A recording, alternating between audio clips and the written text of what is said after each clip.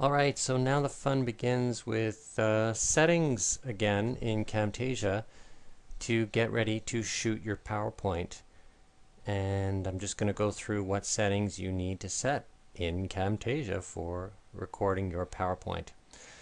So go to record the screen and you're going to have this little guy show up, and click on Tools and then Options.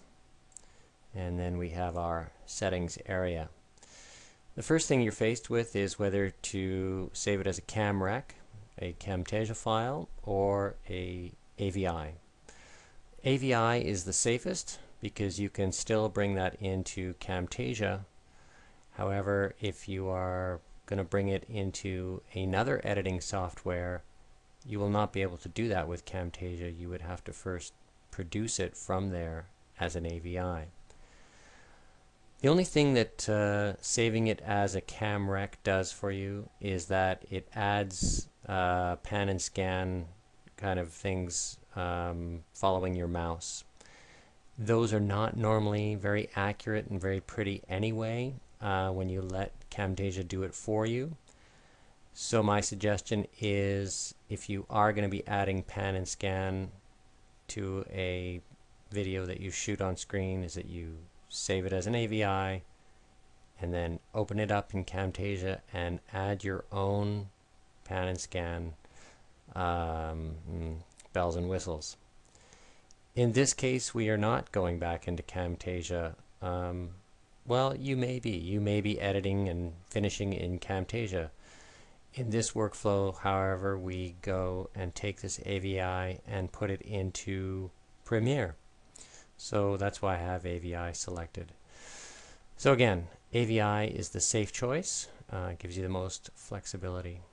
You can go through these and choose what you want to choose in terms of what you want to have the program do. They won't really affect anything that we're doing right now. Next thing to choose is video. And you want to set this to manual.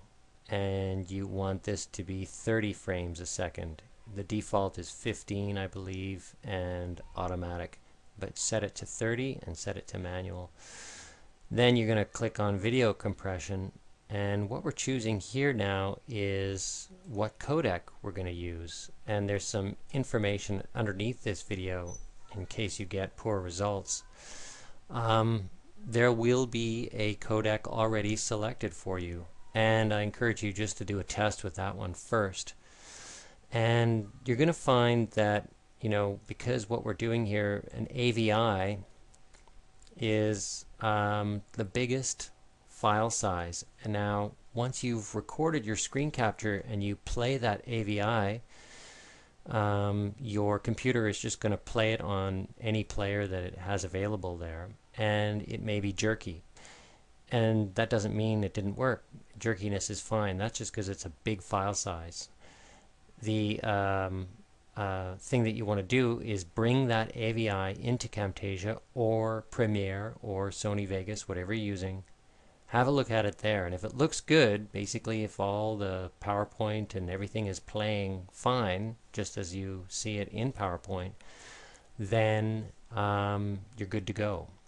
But I would take that test all the way through to the end and produce an MP4 to make sure, so that you don't spend a whole lot of time in Premiere or your editing program, whatever one you're using, editing, adding music, all this stuff, and then producing your MP4, and there's something wrong with the way that PowerPoint was recorded. It doesn't look any good, and then you got to go back and shoot it again, bring it back into your editing program, rejig everything. It's going to be a colossal hassle. So at this point, what you want to do is choose a codec and do a test all the way through to the end of your workflow, and you just have to do it like a 10-20 second test, so the actual time of doing this test is not that much. So anyway, go ahead and use the codec that you're using already. Now if you find that codec doesn't work, then you're going to want to choose a different one. And like I said underneath this video, different codecs work differently on different systems. I don't know why, but they do. On one computer they work, and on another one they don't. For example, I use this FFD show video codec, and if you hit configure here, this window comes up. It's not letting you see it because of all the layers here. In any case, you can choose this MJPEG and put this to 100. That works for some people. It does not work for me. It gives me a little bit of white space on the right hand edge of the screen. However, the FFD show video codec is generally a very good codec. It's one of the newest ones, the one that people use the most, but it doesn't mean it's going to work for you. So choose the MJPEG. Try that first. If that doesn't work, click this down, and you may see a whole lot of other choices here, and one of them may be XVid. X as in S-ray, XVid. I would choose that one. That's what works on my laptop. And again, choose the highest quality setting. Slide this all the way up to as high as it can go, and then hit OK. Sometimes you won't be able to open up this configure box depending on the codec. I find that on this machine, the Helix YV12 vroom vroom works just great, and it doesn't let me open this up here. It doesn't let me change these, but it does give me the good results. So I'm going to hit OK here because that's what I want to use. The next thing is the audio choices. And you're going to see some different action here. Mine are grayed out, and no point in going into why that is, but exactly what you can do is, what you want to do is choose the recording source, microphone, and if you're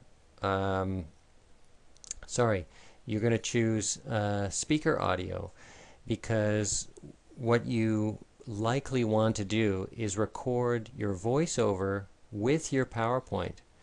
You're going to strip it off later and replace it, and I'll show you how to do that in the editing stage, so that you have the best recording in that in your editing.